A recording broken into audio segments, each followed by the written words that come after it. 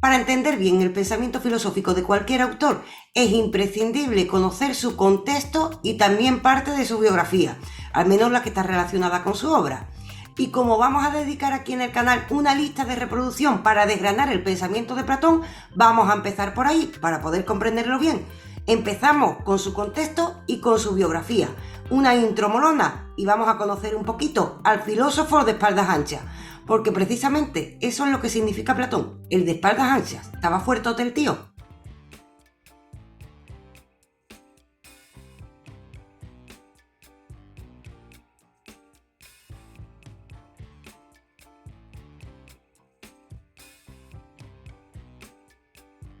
Tenemos que situar a Platón en el siglo V a.C.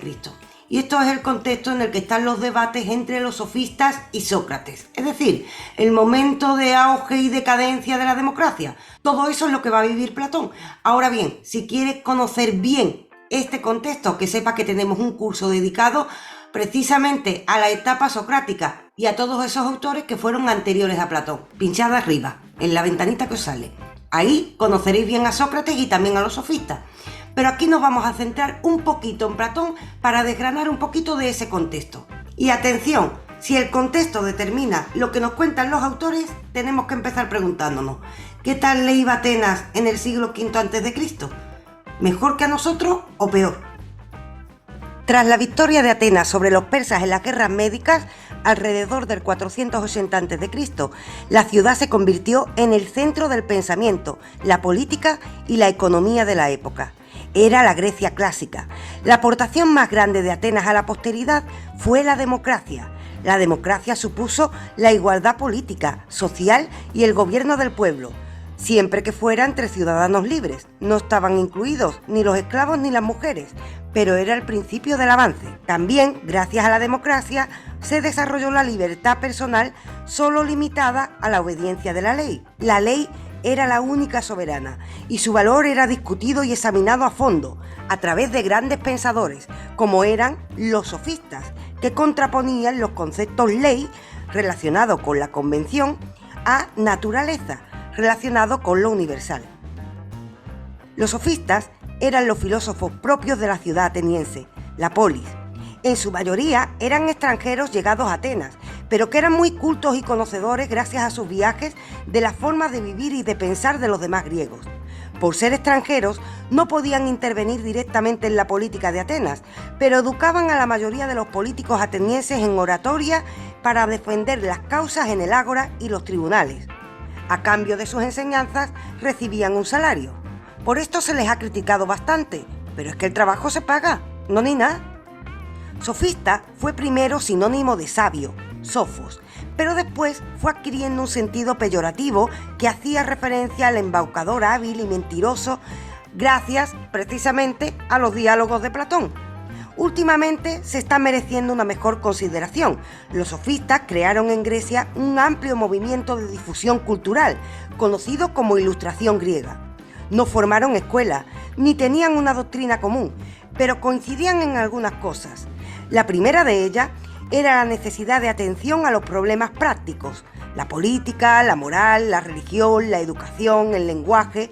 Para ellos eran los temas más urgentes de la democracia. Con esto iban girando poco a poco el discurso filosófico, ya que anteriormente estaba centrado precisamente en la naturaleza, en la época presocrática, época de la que por cierto también tenemos un curso con todos los presocráticos.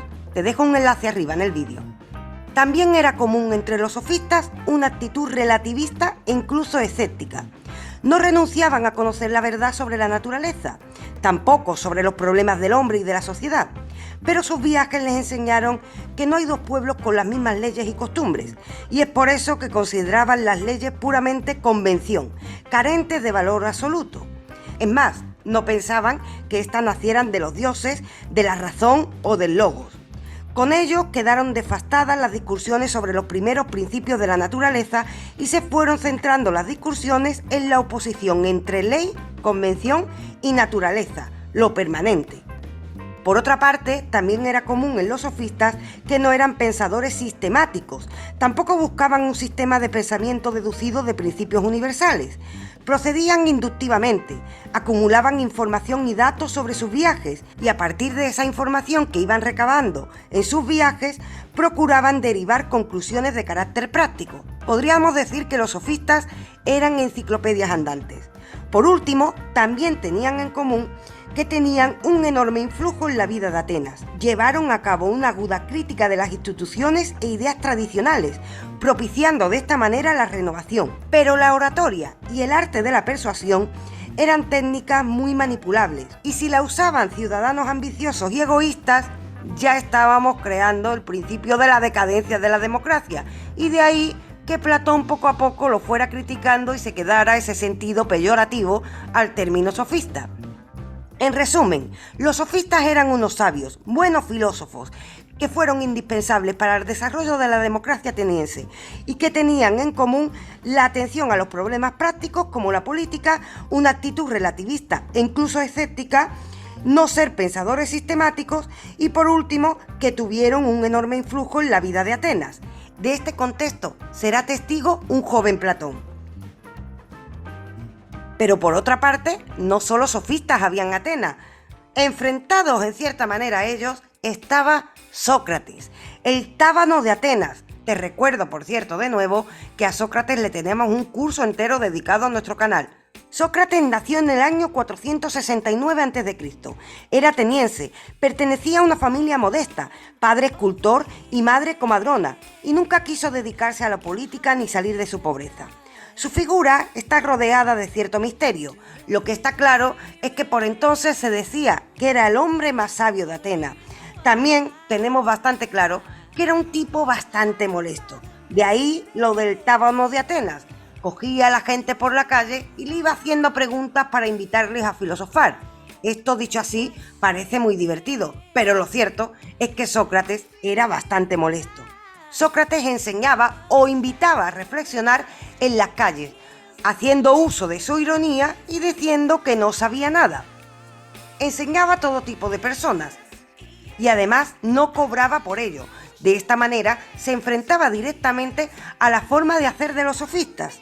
Finalmente, por desgracia, Sócrates fue condenado a muerte acusado de corromper a la juventud, de no dar culto a los dioses oficiales y de introducir dioses o demonios extraños. El verdadero motivo quizás tuvo que ver con su escasa simpatía a la democracia y con el hecho de que había sido el maestro de violentos tiranos como Alcibíades y Critias.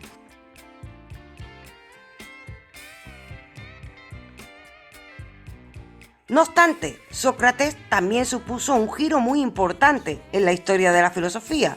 Podríamos decir que el antes y el después. Sócrates, por ejemplo, fue el primero que dio un giro antropológico al estudio de la filosofía. Decepcionado por los planteamientos de los primeros filósofos sobre la naturaleza y desesperanzado por la vida política, lo cierto es que a Sócrates le interesaba responder al enigma de quiénes somos, y de ahí que hiciera el primer giro antropológico. También hay que decir que Sócrates entendía la filosofía como un diálogo que hacía posible la búsqueda colectiva de la verdad. Su método, de hecho, tenía mucho de diálogo. Consistía en hacer preguntas que hacían descubrir al otro su propia ignorancia, a través de la ironía socrática. Agobiado por las preguntas de Sócrates, normalmente el interlocutor acababa reconociendo que no sabía nada, pero este es el principio para empezar a aprender. A partir de ese momento, Sócrates recurría a su mayéutica, el arte de la comadrona, intentando que el otro pariera nuevas ideas. Sócrates no enseñó ni dictó doctrina propia alguna, ni tampoco parecía tenerla, solo ayudaba a los demás a pensar. A través de su método pretendía ir construyendo definiciones y poco a poco que fuéramos arañando cotas de verdad.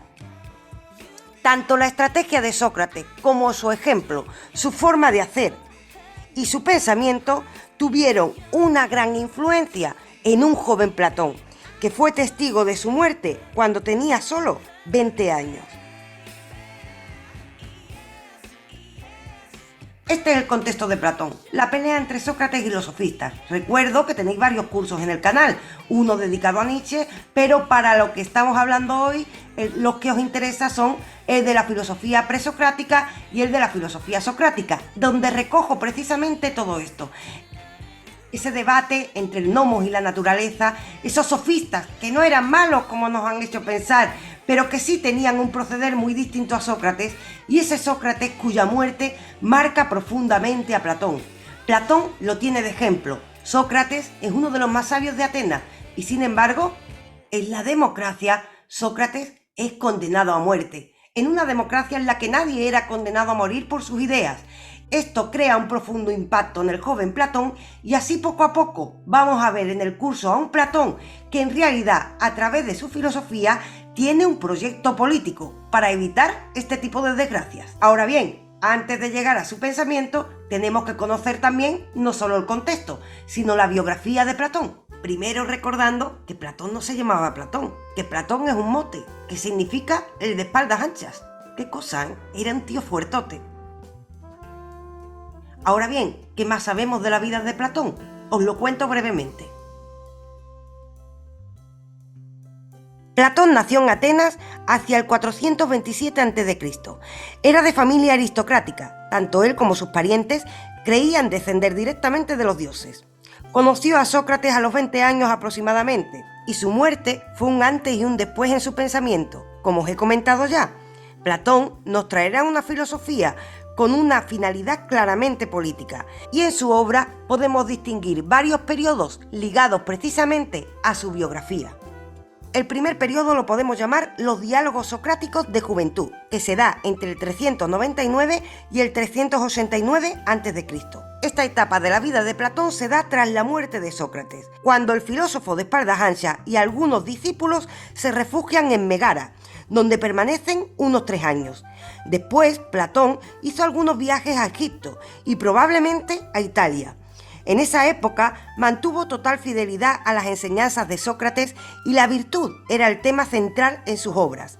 Obras como la Apología de Sócrates, donde vemos una defensa de Sócrates ante el tribunal que lo condenó a muerte, o también el diálogo Protágoras, donde se plantea si la virtud puede ser enseñada y se perfila el concepto socrático de la virtud como forma de saber.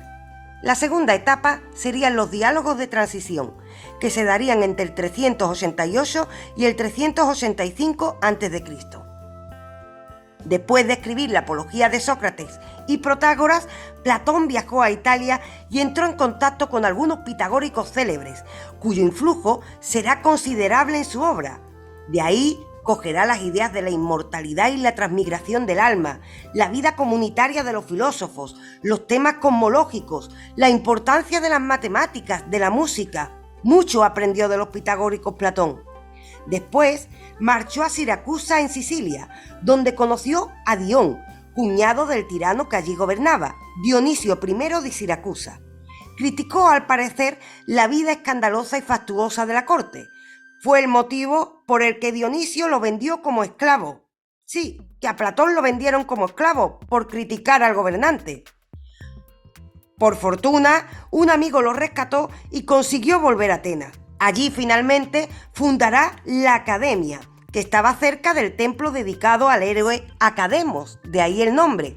Ahora bien, tenemos que decir que en cierta medida la Academia sería el primer intento de universidad de la historia. Un antes y un después en la historia de Occidente.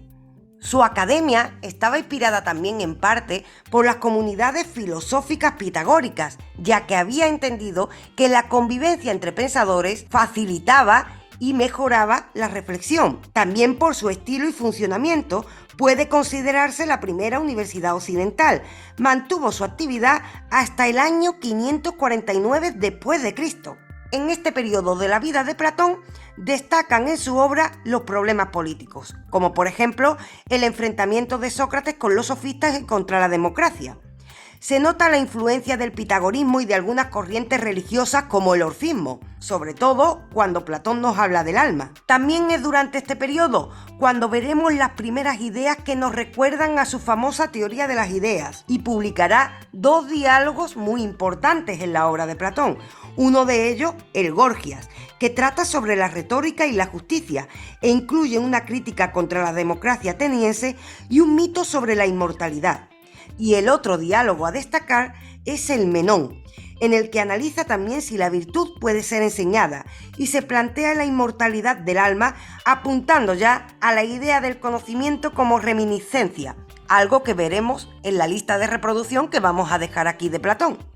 Tras esto, llegamos a una tercera etapa, donde llegan los diálogos de madurez de Platón, que se dan entre el 385 y el 370 a.C. En esta etapa, Platón ya dirige su academia en Atenas. En esta época, elabora su teoría de las ideas y una teoría completa del Estado. Presenta a Sócrates mucho más convencido de sus ideas, como un poseedor de la verdad. Es ahora cuando Platón redacta sus principales mitos, diálogos fundamentales como el Banquete, donde encontramos la teoría platónica del amor y de las ideas, el Fedón, diálogo de Sócrates en la cárcel sobre la inmortalidad del alma y la filosofía, la República, el más extenso de todos, en el que encontramos su teoría sobre el Estado y las principales reflexiones de la filosofía platónica.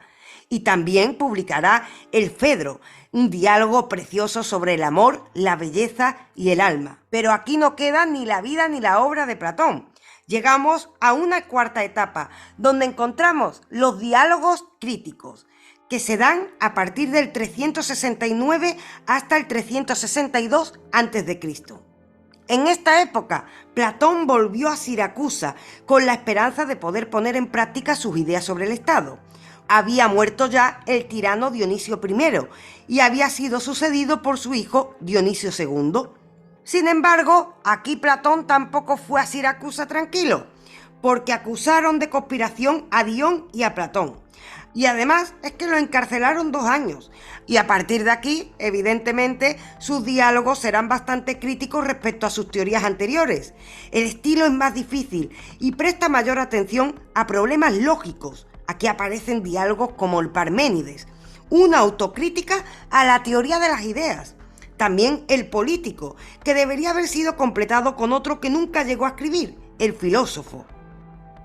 Poco a poco, Platón empieza ya también a criticarse a sí mismo, a intentar mejorarse a sí mismo en esta etapa, hasta que llegamos a la última etapa de la vida y de la obra de Platón, porque como ya veis, es una vida entera dedicada a la filosofía. Esta última etapa es la de los últimos diálogos, desde el 361 al 347 a.C. Platón volvió a Siracusa otra vez y de nuevo terminó hecho prisionero por participar en conspiraciones. Su amigo Dion fue ejecutado por Dionisio II. Finalmente Platón volvió a Atenas gracias a la mediación de otro amigo influyente. Menos mal. Abandonó las cuestiones metafísicas y se interesó por la cosmología, gracias a la influencia del pitagorismo y también porque estaría un poquito cansado de la política. Ahora bien, tampoco se olvidó exactamente de la política, porque en esta última etapa también vemos que Platón políticamente se volvió más duro y conservador. De hecho, lo vemos en sus últimos diálogos, como el Timeo, donde encontramos una cosmología inicial e historia del universo, con todos los conocimientos de la época. También en esta época publicará Las Leyes, donde nos habla sobre la ciudad ideal con las leyes ideales, que no pudo revisar ni pulir porque le sorprendió la muerte. Sorprendentemente, este diálogo está marcado por su pesimismo y su intolerancia, derivado seguramente de la desilusión ante el fracaso de sus proyectos. Podemos decir en general que su obra, por tanto, no fue una serie de libros sistemáticos, sino diálogos que resumían a menudo las discusiones que mantenía en la academia y también que reflejaban la vida y el contexto de Platón. Hay que decir además que muchas de sus teorías iban acompañadas de un lenguaje mítico y literario, del que se desprendían las enseñanzas filosóficas. Por ello es tan agradable leer a Platón. Y resumiendo mucho, porque esto nos llevaría directamente para hablar aquí horas, pero estos cursos están siendo así para que sean breves, intensos y nos sirvan como enganche para acercarnos a esta figura, lo que podemos deducir es que Platón directamente es un autor que refleja su contexto y sus preocupaciones en su obra. Por eso vemos cómo va avanzando y va variando, que Platón escribe en diálogo, cogiendo la enseñanza de Sócrates, que está muy influenciado por Sócrates, pero también por los pitagóricos, y ojo decir que también por Parménides, aquel que nos habló del ser y del que os hablé en el primer curso dedicado a la filosofía presocrática. Y de la misma manera tengo que decir que también está influenciado por Heráclito, ese que decía que todo es cambio. ¿Sabéis por qué? Porque él no creería lo de Heráclito, pero sí nos decía que los sentidos nos engañaban, como vamos a ver durante este mini curso o lista de reproducción que vamos a traer sobre Platón. Es decir, Platón era capaz de aprender de los diálogos de los sofistas, pero al mismo tiempo intentar integrar las enseñanzas de ese Sócrates al que apoyaba. Cogía las enseñanzas de los pitagóricos, pero al mismo tiempo integraba las de Parménides, que decía que el ser es algo fijo, que no cambia, pero al mismo tiempo integraba las de Heráclito, que decía que todo es cambio. ¿Cómo es esto? Era capaz de integrar pensamientos contrarios. Lo cierto es que a Heráclito lo integró diciendo que los sentidos nos engañan. Los sentidos son los que perciben ese cambio ilusorio, al mismo tiempo que él creía que había algo que no cambiaba. Y de ahí que integre pensamientos a veces que parecen contrarios. ¿Qué está haciendo con todo esto Platón? Pues coger todo lo que tiene alrededor, aprender y con esto ofrecernos el primer sistema o la primera síntesis filosófica de la historia. Hasta entonces lo que teníamos eran filósofos que hacían propuestas concretas, pero Platón nos hablará de la historia del universo, nos hablará del alma, nos hablará de la política, nos hablará de la antropología, nos hablará de los literatos. Platón intentará integrar todas las enseñanzas y hace una propuesta de un sistema filosófico que intenta explicar la realidad. ¿Es la primera vez que ocurre en la historia? Es que Platón era un innovador. De hecho, para muestra, su academia, a la que podemos considerar en cierta medida la primera universidad de Occidente. Así que imaginaos lo que nos espera conociendo su filosofía. Una maravilla, una aventura, la aventura del saber y también la aventura de conocer por qué pensamos como pensamos, porque siendo la primera síntesis filosófica de la historia, en cierta medida, todos somos un poco hijos de Platón. Y por eso os invito a suscribirse al canal y activar la campanita para no perderos el siguiente vídeo de Platón. Y ojo que también vamos a traer a los cínicos, pero con un curso y unos vídeos un poco más desenfadados.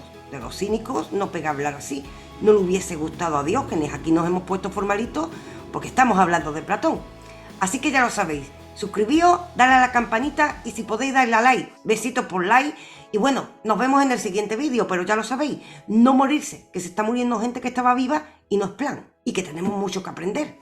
De Platón al menos, terminar la lista de reproducción y después ya hablamos de la muerte.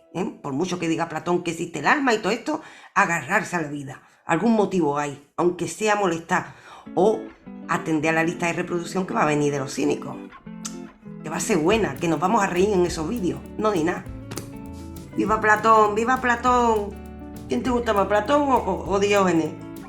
¡Diógenes! Pronto viene Diógenes. Tú vas a estar con nosotros para hablar de Diógenes, ¿verdad? ¿Apruebas este vídeo? ¿Lo apruebas? Vale, lo he dicho bien entonces, ¿no?